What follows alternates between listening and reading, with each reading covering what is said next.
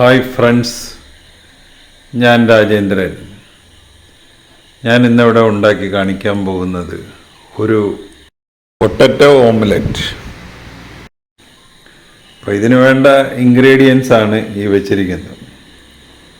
2 കൊച്ചു ഉരുളൻകിഴങ്ങ്, ഒരു സവാള, വേപ്പില, 2-3 പച്ചമുളക്, ഉപ്പൊക്കെ ആവശ്യത്തിന്, കുരുമുളക് പൊടി, 3 മുട്ട. പിന്നെ ഇത് എണ്ണ വേണം, ഓംലെറ്റ് ഉണ്ടാക്കാനുള്ള എണ്ണ. അപ്പോൾ ആദ്യം ഇവരെ ഒന്ന് അരിഞ്ഞെടുക്കണം. ഈ മുട്ട പൊട്ടിച്ച് ഈ പാത്രത്തിൽ ഒഴിച്ചിട്ട് അതൊന്ന് അടിച്ചെടുക്കണം. അപ്പോൾ ഉരുളൻകിഴങ്ങും സവാളയും വേപ്പിലയും പച്ചമുളകും എല്ലാം അരിഞ്ഞെടുത്തിട്ടുണ്ട്. 3 മുട്ട പൊട്ടിച്ചെടുത്തിട്ടുണ്ട്. കുരുമുളക് പൊടി, ഉപ്പ്. അപ്പോൾ ഇനി നമുക്ക് ഇതിൻ്റെ പ്രൊസീജിയറിലോട്ട് കിടക്കാം. ആദ്യമായിട്ട് നമ്മളൊരു കടായി അടുപ്പത്ത് വെക്കുക. അപ്പോൾ ചൂടായി കഴിയുമ്പോൾ അതിലേക്കൊരു 2 ടേബിൾ സ്പൂൺ എണ്ണ ഒഴിച്ചു വെക്കുക.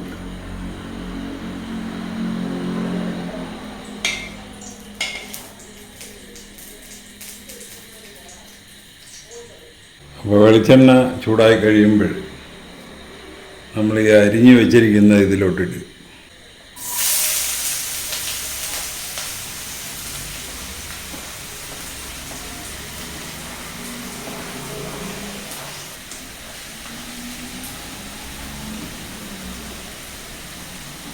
അപ്പോൾ അത് ചിക്കി കഴിഞ്ഞിട്ട് ഒരു മൂടി വെച്ച്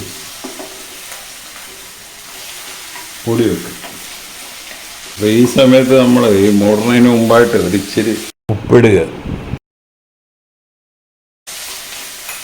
പറഞ്ഞാൽ മുട്ടക്ക് നമ്മൾ വേറെ ഇടുന്നുണ്ട്. അപ്പോൾ ഇത് രണ്ടും കൂടെ ഒരു 1/4 ടീസ്പൂൺ മതി, മുട്ടക്കും ഈ ഇതിനും കൂടെ. ഇപ്പോൾ നമ്മളൊരു 1/4 ടീസ്പൂണിൻ്റെ പകുതി ഇടും.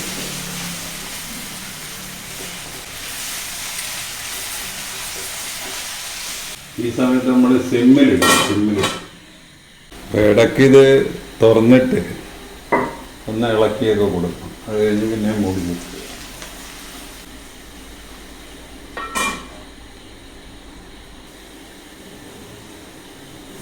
അപ്പോൾ ഒരുമാതിരി ഒരു ബ്രൗണിഷ് കളറൊക്കെ ആയിട്ടുണ്ട്. അപ്പോൾ മുട്ട നമ്മളിങ്ങനെ അടിച്ചെടുത്തിട്ടുണ്ട്. ഇനി അതിലോട്ട് ഈ പറഞ്ഞ പോലെ മൊത്തം 1/4 ടീസ്പൂൺ ഉപ്പേ ആകാൻ പാടുള്ളൂ. അപ്പോൾ നമ്മൾ 1/4 ടീസ്പൂണിൻ്റെ പകുതി അതിലിട്ടിട്ടുണ്ട്, ബാക്കി ഇതിലിട്ട്.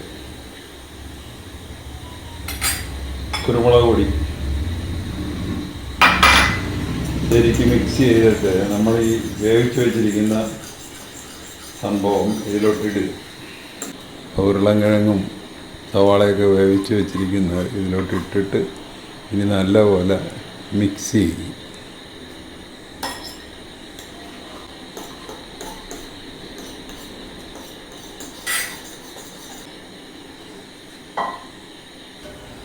ഇനി നമ്മൾ ഓംലെറ്റ് ഉണ്ടാക്കാനുള്ള കടായി അടുപ്പത്ത് വെക്കുക. ചൂടായി കഴിഞ്ഞ് ഉരുളൻകിഴങ്ങൊക്കെ കോരിയിട്ട് കഴിഞ്ഞ് ബാക്കിയുള്ള എണ്ണ ഇതിലോട്ട് ഒഴിക്കുക.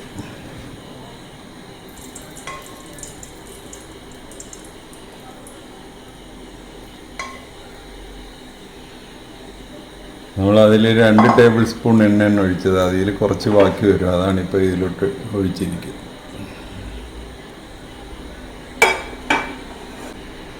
അപ്പോൾ ഈ മുട്ടയുടെ അകത്ത് ഇതെല്ലാം നല്ലപോലെ മിക്സ് ചെയ്ത് വെച്ചിരിക്കുകയാണ്. ഇനി ഇത് നമ്മൾ സാധാരണ ഓംലെറ്റ് ഉണ്ടാക്കണ പോലെ ഉണ്ടാക്കിയെടുക്കുക.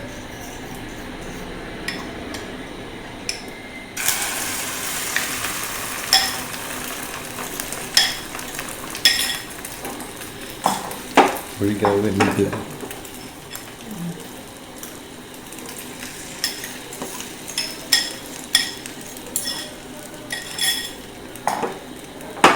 മൂടി. അപ്പോൾ ഈ പരുവത്തിൽ അതൊന്ന് മൂടി വെക്കണം.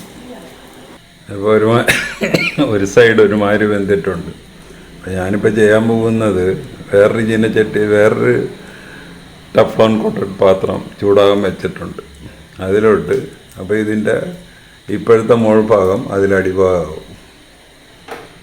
നമ്മൾ മറ്റേ ചൂടാകാൻ വെച്ചിരുന്ന പാത്രത്തിൻ്റെ അകത്തോട്ട് ഇട്ടിരിക്കുക. നമ്മുടെ പൊട്ടറ്റോ ഓംലെറ്റ് റെഡിയായി. നമുക്കൊന്ന് മുറിച്ച് നോക്കാം.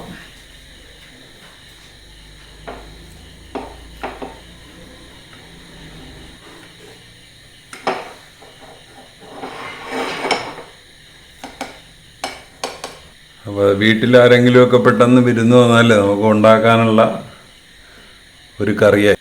പിന്നെ രാവിലെ ബ്രേക്ക്ഫാസ്റ്റിനും ഇത് ഉണ്ടാക്കി നമ്മൾ സാധാരണ ഓംലെറ്റ് ഉണ്ടാക്കുന്നതിനേക്കാളും കുറച്ചുകൂടെ ന്യൂട്രിറ്റീവ് വാല്യുള്ള ഓംലെറ്റായിട്ട് ഉണ്ടാക്കി കുട്ടികൾക്ക് കൊടുക്കാം.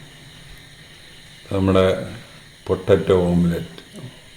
അപ്പോൾ ഈ റെസിപ്പി അനുസരിച്ച് ഇതൊന്ന് ഉണ്ടാക്കി നോക്കുക. എന്നിട്ട് ഇഷ്ടപ്പെട്ടുവെങ്കിൽ ഞങ്ങളുടെ ചാനൽ സബ്സ്ക്രൈബ് ചെയ്യുക. വേറൊരു വീഡിയോ ആയിട്ട് നമുക്ക് വീണ്ടും കാണാം. Thank you.